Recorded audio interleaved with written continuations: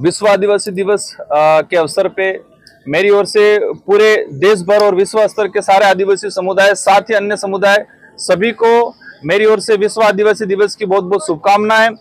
और इस बार जो विश्व आदिवासी दिवस जो मनाया जा रहा है, इस विश्व आदिवासी दिवस का उद्देश्य ये है, इसकी बार की जो थीम है कि आर्टिफिशियल इंटेलिजेंट मतलब एआई के आधार पे जो एआई का युग आ रहा है, तो आदिवासी समाज की संस्कृति, परंपरा, रीति रिवाज, इनकी पूजा पद्धति, आदिवासी समुदाय की हमारी जो रीति रिवाज, परंपरा, इतिहास जो है, उसको कैसे एआई के माध्यम से संरक्षण करें, उसको कैसे आगे डेवलप करें।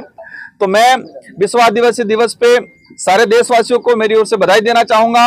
और विडंबना यह है कि सरकारों ने विश्व आदिवासी दिवस पे ध्यान नहीं दिया गया है, न ही कोई कार्यक्रम किया जाता है। सीएम साहब का कार्यक्रम था विश्व आदिवासी दिवस मनाने को लेकर राज्य स्तरीय, लेकिन दुख की बात यह है कि अचानक कल उनका कार्यक्रम कैंसिल हो गया।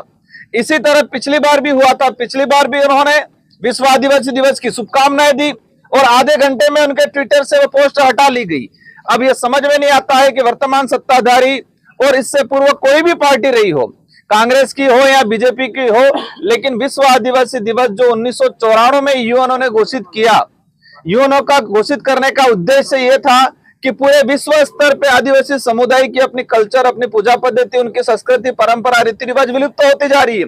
जब उनकी परंपरा, रीति रिवाज विलुप्त हो जाएगी तो स्वाभाविक है आदिवासियों की अपनी पहचान खत्म हो जाएगी, और पहचान खत्म हो जाएगी तो स्वाभाविक है कि इनका अस्तित्व खत्म हो जाएगा। तो आदिवासी समुदाय का अस्तित्व खतरे में था, ये बापा यूएनओ ने इसीलिए विश्व आदिवासी दिवस का 1994 में घोषणा की। पूरे देश लेवल पे, पूरे विश्व लेवल पे मनाया जाता था, लेकिन 1994 से लगा के सरकारों ने ध्यान नहीं दिया, न इसको उजागर किया, न आदिवासी समुदाय को पता चलने दिया। जैसे आदिवासी समुदाय के सामाजिक संगठनों को जानकारी में आया, छोटे छोटे स्तर पे मनाने का प्रयास किया।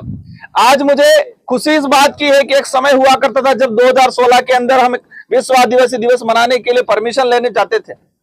सरकार के प्रेशर की वजह से प्रशासन के लोग परमिशन नहीं देते थे, विश्व आदिवासी दिवस मनाने नहीं देते थे। लेकिन आज गर्व के साथ मैं कह रहा हूं कि इस विचारधारा की वजह से, सामाजिक जन जागरण की वजह से आज पूरे राजस्थान ही नहीं, पूरे देश लेवल पे विश्व आदिवासी दिवस अनेक अनेक जिलों में मनाया जा रहा है। इस विश्व आदिवासी दिवस के अवसर पे सरकार के जो नुमाइंदे हैं, डबल इंजन की सरकार है, उनसे मेरा अनुरोध है कि आप आदिवासी समुदाय की वास्तविक समस्या क्या है उनको समझो। सरकारें जो पॉलिसी वर्तमान ला रही है, आदिवासी समुदाय के अधिकारों को खत्म कर रही है, जल जंगल जमीन को खत्म कर रही है, उनके कल्चर को खत्म कर रही है। तो सरकारों से अनुरोध है मेरा कि आदिवासी समुदाय को सिर्फ वोट बैंक नहीं माने, इनकी पहचान को संरक्षण करने का काम करें, उनके अधिकारों को धरातल पे लागू करने का काम करें। लेकिन आज तक सरकारों ने आदिवासी समुदाय की उपेक्षा की है। लेकिन समुदाय के अंदर और साथ ही आदिवासी समुदाय के नजदीकी रहने वाले अन्य समुदाय के अंदर भी जागरूकता आई है और सभी एकजुट होकर आदिवासी की पहचान, आदिवासियों का अस्तित्व बचाने के लिए लड़ रहे हैं। और यह अस्तित्व बचाना इसलिए जरूरी है कि देश पे, इस धरती पे आदिवासी समुदाय का अस्तित्व रहेगा तो यह प्रकृति रहेगी, और प्रकृति रहेगी तो प्रकृति पे रहने वाला सभी समुदाय रहेगा, और समुदाय के साथ प्रत्येक जीव जंतु भी जीवित रहेगा। अगर इस प्रकृति को, इस देश को सुरक्षित, व्यवस्थित रखना है तो आदिवासी समुदाय का संरक्षण करना बहुत जरूरी है। लेकिन सरकार इस आधुनिकता की आड़ में आदिवासियों के अस्तित्व को खत्म करने का काम कर रही है। तो विश्व आदिवासी दिवस के माध्यम से मेरा पुनः पूरे देशवासियों को से अनुरोध है कि इस बार की जो थीम है, इस थीम को समझना है और आने वाले समय में इसको व्यापक स्तर पे मनाना है।